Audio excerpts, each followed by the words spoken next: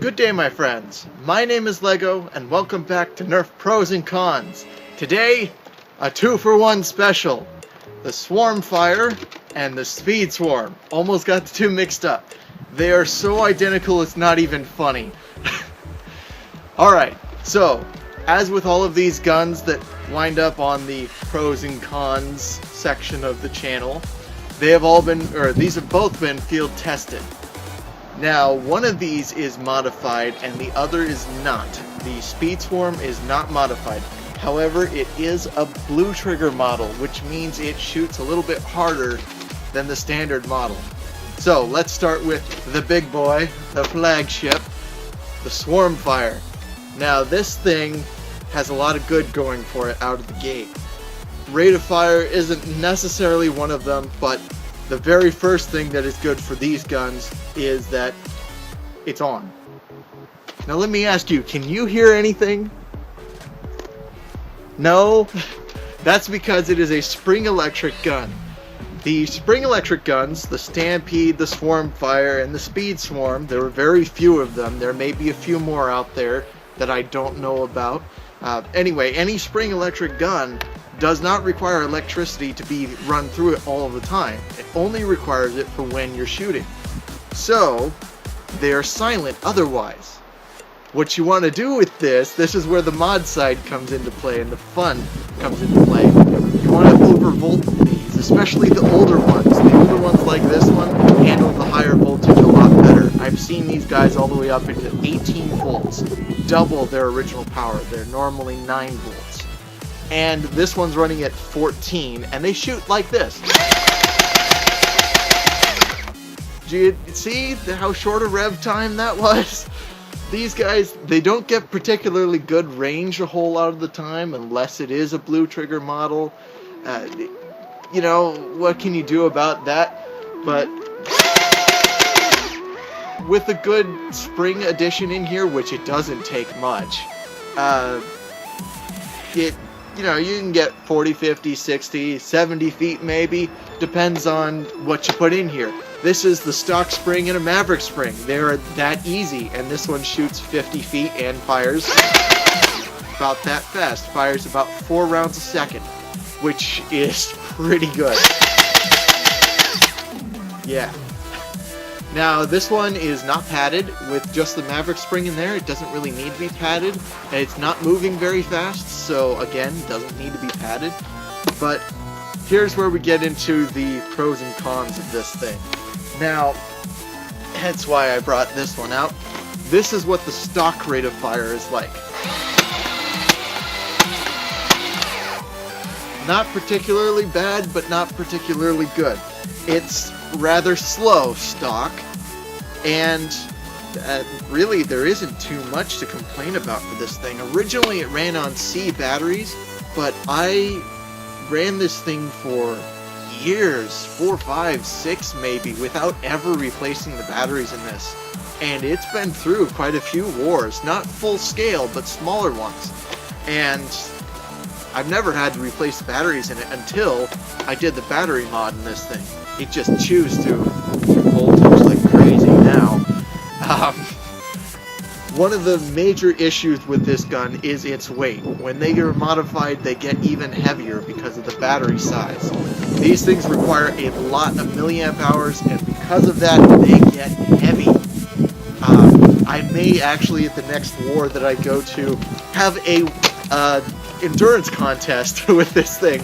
Have a bunch of people just see how long they can hold this with one arm before their arm stops dropping. I think 2 or 3 minutes is my best. One of the pros is removable stock. Yeah, sure, it's specific to this gun, but it's removable and it's nice and sturdy. It's a little short. It's not the worst stock I've ever had, but as far as that goes, there's also no tactical rail. Also, I forgot to mention this. Oop, ba-doop.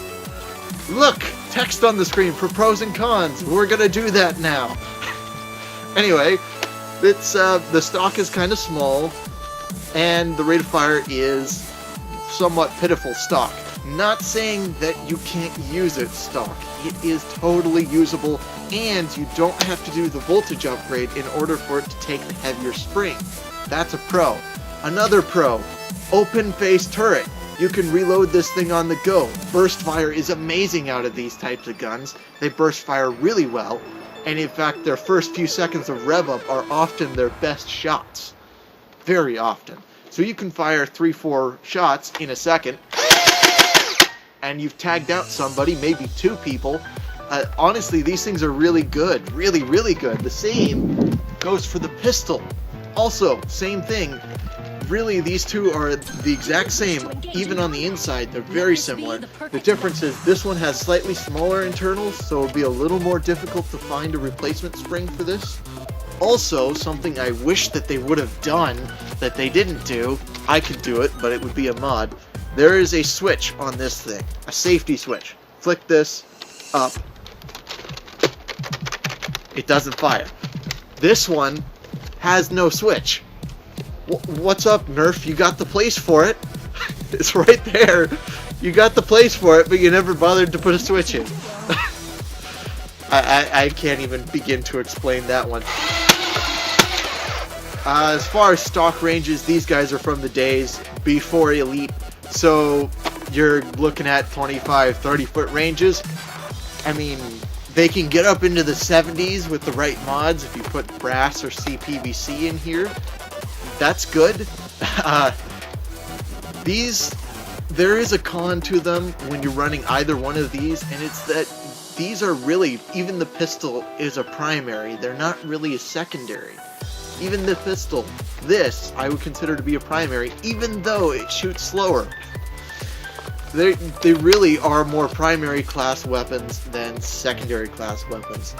I mean, there really isn't much to say about these things. Oh, there's a lot of dead space inside of this gun. A lot of dead space. The whole gun can be shrunk down into that much space, including the battery. Yeah. The whole top section, most of this back section here, excuse me as I nearly dropped that, most of this back section here, dead space, the stock, totally dead, all open, and yeah. I suppose to sum these guys all up, they take a hefty amount of voltage. The pistol, I would not overvolt as high as the rifle. I've seen the rifles go up into the 18s. I would personally prefer around 16. I think a lot of people do, around 16 volts. Just because nobody wants to overvolt these things, because they're old, they're classics. At this point, they're classics. I don't know what else to say. Really, I guess that's kind of it for these. They're somewhat simple on the inside, which I think I mentioned before. The teeth. If you put too tough of a spring in here, it will tear out teeth in your gears. Which means if you want to upgrade these things so that they shoot really, really hard, you need to find metal upgrades for both of these things. Both of them run on gears. That was the problem with these electric springers, is that they run on gears. However, they honestly aren't that bad for running on gears. The Stampede is a lot worse than this. And if I were to pick a Stampede or a Swarmfire or Speed Swarm, I would pick one of these two any day. They just perform that much better. Even out of the box, they perform that much better. So anyway, I guess that's it. Speed Swarm and Swarmfire. It's really easy to get those two confused.